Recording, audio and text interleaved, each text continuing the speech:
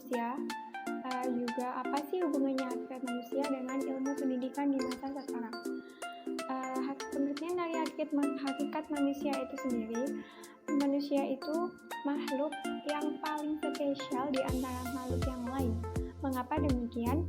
Karena manusia oleh Tuhan diberikan akal dan pikiran, juga diberikan hasrat dan rasa ingin tahu dalam pemikirannya, yakni ada dua hakikat manusia dalam kependidikan. Yang pertama, manusia itu menggunakan kependidikannya untuk belajar apa yang belum diketahui oleh manusia itu sendiri, untuk memecahkan berbagai banyak masalah yang dihadapinya dan juga untuk menjadikan manusia itu sendiri lebih baik.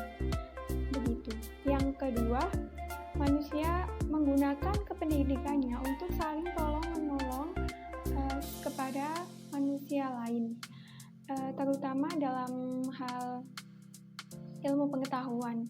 Mungkin dari kalian banyak sekali yang belum tahu mengenai pelajaran apa ataupun mengenai hal sesuatu apa yang dimaksud dengan ini gitu. Jadi kan bisa dikasih tahu oleh teman kalian, ya. Itulah yang disebut manusia itu menggunakan kependidikannya untuk saling tolong-menolong kepada manusia lain.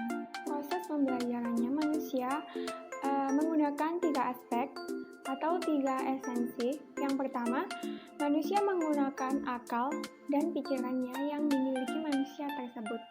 Yang kedua, manusia menggunakan jasmani. Artinya apa? Manusia ini menggunakan panca indera yang telah dimiliki manusia tersebut.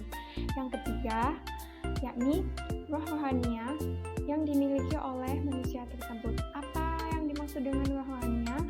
Yang dimaksud di sini yaitu bagaimana manusia itu sendiri dapat memahami apa yang telah dipelajarinya sebelumnya gitu.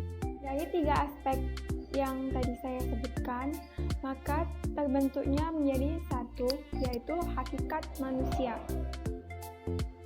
Poin kedua ini, manusia perlu dididik dan mendidik.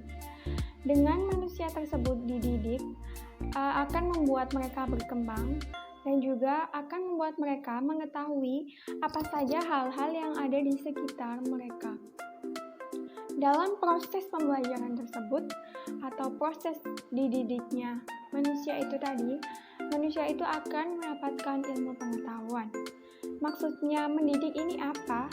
Manusia yang telah mempunyai pendidikan atau mempunyai ilmu, mereka juga harus berkewajiban untuk mendidik manusia yang masih belum memiliki ilmu pengetahuan tersebut. Dan di sini berhubungan pula dengan manusia yang menggunakan kependidikannya untuk saling tolong-menolong kepada manusia yang lain. Teman-teman tahu nggak sih apa sih tujuan dari pendidikan itu? Ada yang tahu? Ya, tujuan dari pendidikan ini yaitu mengharapkan suatu perubahan.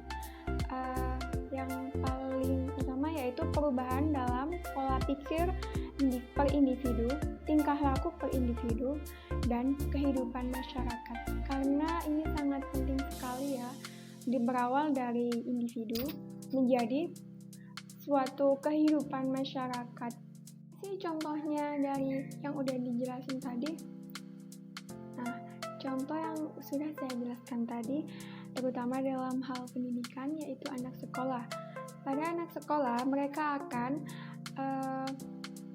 bersosialisasi dengan baik dengan sesama umur mereka, dan juga mereka bisa melatih jiwa berkepemimpinan, dan juga mereka bisa melatih keterampilan mereka. Nah, di sini itu berkaitan pula dengan penjelasan saya itu tadi, yang dalam proses pembelajaran manusia tersebut akan mendapatkan ilmu. Pastinya dari teman-teman semua, jika kalau teman-teman semua merasakan bangku sekolah, maka teman-teman semua pasti juga akan mendapatkan ilmu dari hasil sekolah tadi.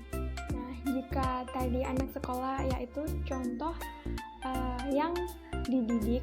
Nah sekarang contoh yang mendidik. Gimana sih contoh yang mendidik itu? Di sini saya mengambil dari seorang guru. Seorang guru ya ini manusia yang telah diberikan ilmu lebih banyak dan pengetahuan yang lebih banyak daripada manusia-manusia yang lain.